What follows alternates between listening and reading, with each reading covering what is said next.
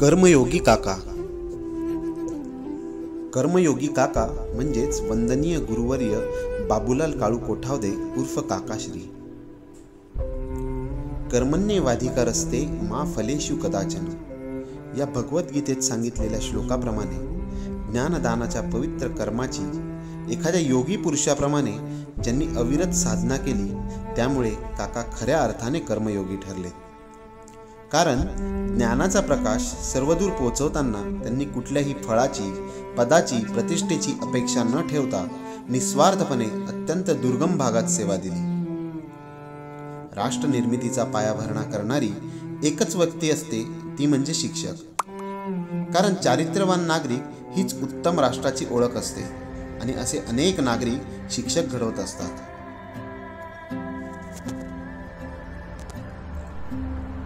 शिक्षक म्हणजेच शीलवान, क्षमाशील, कर्तव्यदक्ष असे सर्व गुण ज्यांच्या ठायी आढळतात असे काकासो बाबूलाल काळू कोठावदे यांचा जन्म 18 जून 1941 रोजी काळू झिंगुवानी कोठावदे व लक्ष्मीबाई काळू कोठावदे यांच्या उदरी विरगाव या छोट्याशा गावी झाला.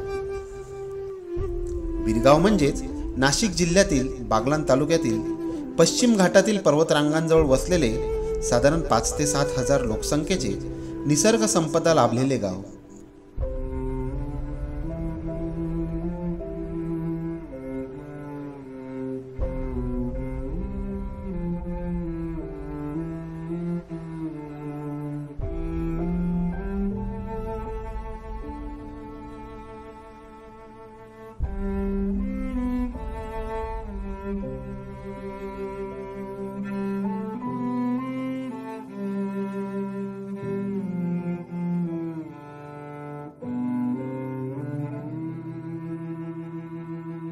याच गावात काकांचा 4 बंधू 2 भगिनी असा मोठा परिवार वास्तव्यास होता. 4 बंधूंपैकी प्रथम बंधू स्वर्गीय काशीनाथ काळू कोठावदे, द्वितीय बंधू स्वर्गीय रामचंद्र काळू कोठावदे, तृतीय बंधू स्वर्गीय वसंत काळू कोठावदे व चतुर्थ बंधू स्वर्गीय भालचंद्र काळू कोठावदे. काका या 4ही बंधूंचे सर्वात लहान बंधू होते. तर मोठ्या भगिनी स्वर्गीय विमल काशीनाथ कोतकर पिंपळनेर व लहान भगिनी स्वर्गीय सुमन काळू मुसळे सटाणा या सर्व भावंडांच्या समवेत काकांचे बालपण गेले. विरगाव येथेच त्यांनी आपले 7वी पर्यंतचे शिक्षण घेतले.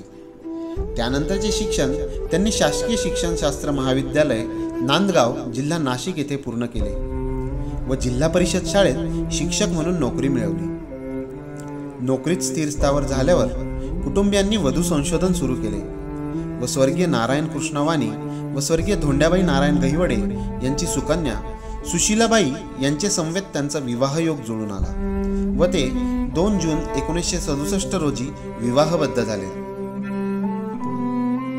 शिक्षकी पेशात असल्याने अत्यंत शिस्तप्रिय, स्वाभिमानी, शांत, सुस्वभावी, हसरा चेहरा, पांढरा शुभ्र पेहराव, डोक्यावर टोपी, उंचपुरी देहयष्टी असे लोभस व्यक्तिमत्व काकांचे होते. साधी राहणी, उच्च विचारसरणी हा मंत्र त्यांनी आयुष्यभर आचरणात आणला होता. ते जेवढे शिस्तीला कडक तेवढेच मनातून निर्मळ व प्रेमळ होते. काकांच्या अंतरंगात माणुसकीचा अथांग सागर होता. काकांची पहिली नेमणूक खतवड तालुका दिंडोरी जिल्हा नाशिक येथील शाळेत झाली. अत्यंत दुर्गम असा हा भाग. शिक्षणाबद्दल गावात प्रचंड अनास्था असताना काकांनी आपल्या 2 वर्षाच्या अल्प कार्यकाळात विद्यार्थी संख्या वाढवली व गावातील पालकांना शिक्षणाचे महत्त्व पटवून दिले. शाळेची इमारत उभी करण्यात महत्त्वपूर्ण भूमिका त्या ठिकाणी काकांनी निभावली होती. त्यानंतर त्यांची बदली वरवंडी येथे झाली. अध्यापनाची जबाबदारी सांभाळताना त्यांनी गावकऱ्यांशी देखील जिव्हाळीचे संबंध ठेवले आणि ते तळहयात जपले. आपल्या गावातील 7 वर्षाच्या कार्यकाळात अनेक विद्यार्थी त्यांनी घडवले.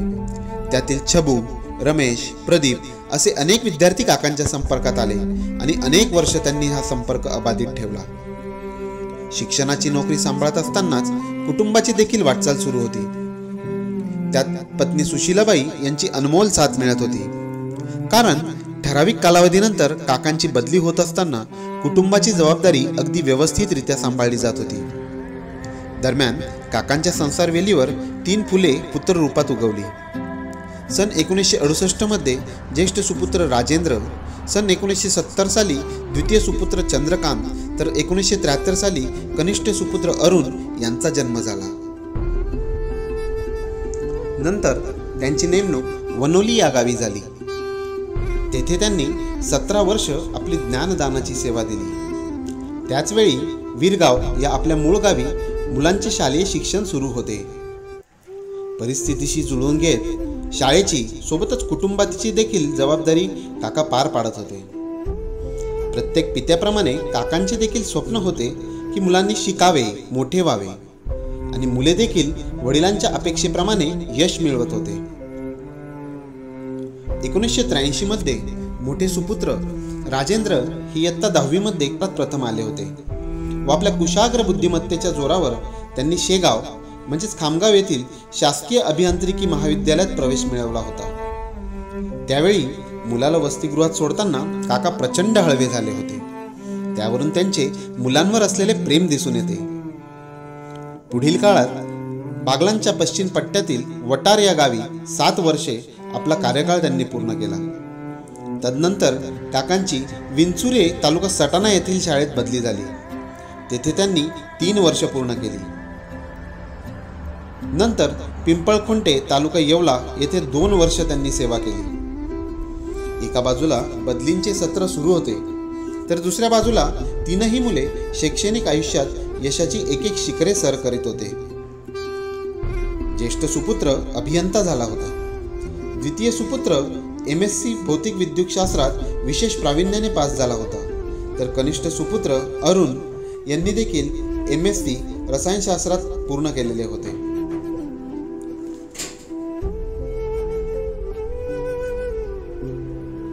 चंद्रकांत यांनी सध्याच्या छत्रपती संभाजीनगर येथे नोकरी मिळवली होती. मुलांची प्रगती पाहून काकांचा आनंद गगनाला भिडत होता व त्यांना कृतकृत्य झाल्याची भावना मनात निर्माण होत होती. कदाचित ते म्हणतही असावे, याचीसाठी केला होता अट्टाहास. दिवसामागून दिवस जात होते. मुले स्थिर स्थावर होत होते. पुढे 3ही मुलांचे विवाहयोग जुळून आले. घरात 3 सुना आल्या. नात नातू झाले. कुटुंबाचे गोकुळात रूपांतर झाले. पत्नी, 3 मुले, सुना, 3 नातू, 2 नात असा कुटुंबवेल बहरला. ज्येष्ठ सुपुत्र श्री राजेंद्र बाबूलाल कोठावदे हे अभियंता असून सध्या पुणे येथील बजाज ऑटो कंपनीत डिव्हिजनल मॅनेजर म्हणून कार्यरत आहे.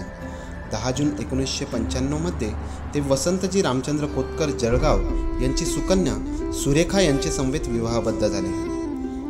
दोघांच्या संसारवेलीवर 1 मुलगा व 1 मुलगी रूपाने 2 फुले उमललेली आहेत. मोठी सुकन्या प्रज्ञा हिने BE संगणकशास्त्राची पदवी पुण्यातील शासकीय अभियांत्रिकी महाविद्यालयातून घेतली आहे. तर MS हे पदव्युत्तर शिक्षण नामांकित ऑक्सफर्ड युनिव्हर्सिटी UK लंडन येथून पूर्ण केलेले आहे. ती सध्या युनिलिव्हर या बहुराष्ट्रीय कंपनीत फायनान्स मॅनेजर म्हणून लंडन येथे कार्यरत आहे. सुपुत्र प्रणव हा LSE म्हणजेच London school of economics London येथे MBAचे शिक्षण घेत आहे. द्वितीय सुपुत्र प्राध्यापक चंद्रकांत बाबूलाल कोठावदे हे सपत्नीक काकांचा ज्ञानदानाचा वसा चालवत आहेत. छत्रपती संभाजीनगर येथील कुलभूषण कनिष्ठ महाविद्यालय येथे ते प्राचार्यपदी कार्यरत आहेत. 1999 साली नरडाणा येथील प्राध्यापक रमेश देशमुख यांची सुकन्या वैशाली यांचे समवेत ते विवाहबद्ध झालेले आहेत. त्या देखील प्राथमिक शिक्षिका आहेत. त्यांना 2 सुपुत्र आहेत. ऋषिकेश यांचे BTech संगणक या विषयात झालेले असून सध्या ते टाटा एलेक्सिया या कंपनीत कार्यरत आहेत. तर सुजल हा MBBS ही वैद्यकीय पदवी छत्रपती संभाजीनगर येथील नामांकित महाविद्यालयातून घेत आहे. तृतीय सुपुत्र श्री अरुण बाबूलाल कोठावदे हे केमाटेक या कंपनीत व्यवस्थापकपदी कार्यरत आहेत.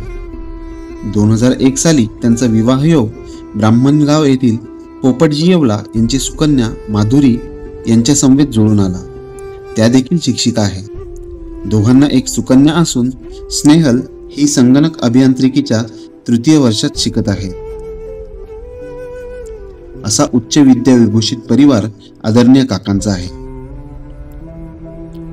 खऱ्या अर्थाने या परिवाराला संस्कार देण्याचे श्रेय मातोश्री सुशीला यांना दिले पाहिजे, कारण त्यांनी खांद्याला खांदा लावून काकांच्या कुटुंबाचा रथ ओढला व सावलीसारख्या त्यांच्या सोबत वावरल्या.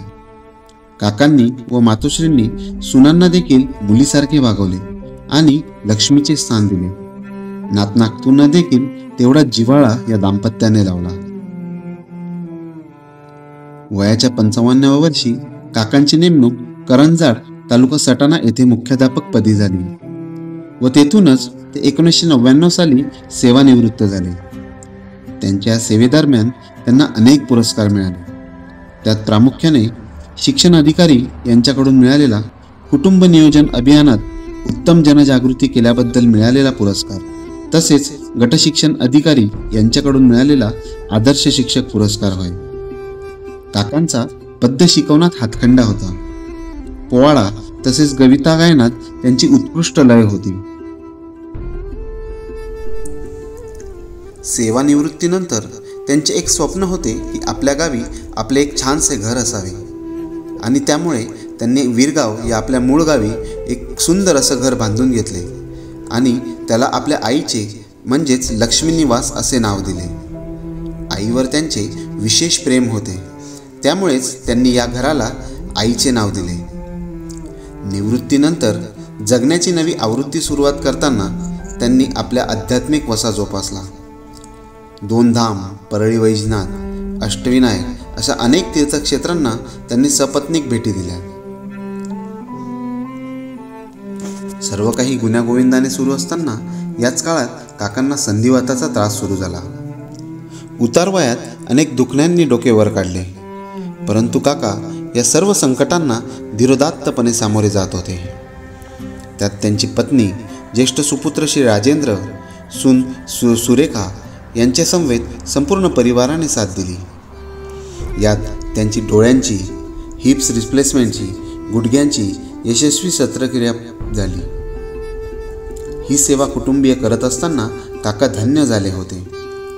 याही परिस्थितीत कुटुंबीय एकत्र येऊन सण समारंभ, त्यांचा वाढदिवस, वेगवेगळे उत्सव एकत्र येऊन साजरे करत होते आणि अत्यंत उत्साहात हे सर्व साजरे करत असताना अगदी खेळीमेळीच्या वातावरणात सर्व कुटुंबीय एकत्रित येत असत. सप्टेंबर 2023 नंतर काकांना चालायला खूपच त्रास होऊ लागला. ते दिवसागणिक थकत चालले होते. अशातच रामलीला प्राण प्रतिष्ठापनेची तारीख जाहीर झाली. सर्वत्र अक्षता वाटप आणि बहुप्रतीक्षित कार्यक्रमाच्या तयारीच्या बातम्या येऊ लागल्यात. या बातम्या पाहून काका मनोमन सुखावत होते. अखेर 500 वर्षानंतर रामलला आपल्या भव्य मंदिरात म्हणजेच दिनांक 22 जानेवारी 2024 रोजी विराजमान झाले. सर्व जग हा सुंदर कार्यक्रम दूरदर्शनवर बघत असताना काकांनी देखील याची देही याची डोळा हा कार्यक्रम बघितला. हे सुंदर क्षण ते आपल्या डोळ्यात साठवत होते. श्री रामललांची लोभस मूर्ती काकांनी पाहिली आणि कदाचित ही मूर्ती पाहूनच त्यांनी रामरायाला साकडे घातले असावे. मुझे अपनी शरण में ले लो राम, मुझे अपनी शरण में ले लो राम, ले लो राम अशी साकड कदाचित त्यांनी रामरायाला घातली असावी आणि काकांची ही आर्त हाक रामरायाने ऐकली असावी. म्हणूनच कार्यक्रम संपल्यानंतर लगेचच म्हणजेच दुपारी ठीक 3 वाजता काका प्रभू श्री रामचरणी लीन झाले. त्यांनी आपला सर्वांचा निरोप घेतला. काकांच्या जाण्याने 3ही सुपुत्रांचे पितृछत्र हरपले, तर मातोश्रींच्या संसार रथाचे दुसरे चाक निखळले. सुनांचे मार्गदर्शक आणि नातवंडांचे लाड पुरवणारे आवडते आजोबा निघून गेले. कर्म हेच कर्तव्य मानून आयुष्यभर त्याच तत्वाप्रती एकनिष्ठ राहत आपल्या मुलासुनांना देखील ज्ञानदानाच्या पवित्र कर्मात उतरवणारे कर्मयोगी काकांना चिरशांती लाभो हीच प्रभूचरणी प्रार्थना. भावपूर्ण श्रद्धांजली. भावपूर्ण श्रद्धांजली. ओम शांती शांती शांती. पांडुरंग पांडुरंग पांडुरंग पांडुरंग. आम्ही जातो आमुच्या गावा, आम्ही जातो आमुच्या गावा, आमचा राम राम घ्यावा, आमचा राम राम घ्यावा. आम्ही जातो आमुच्या गावा, आम्ही जातो आमुच्या गावा, आमचा राम राम घ्यावा, आमचा राम राम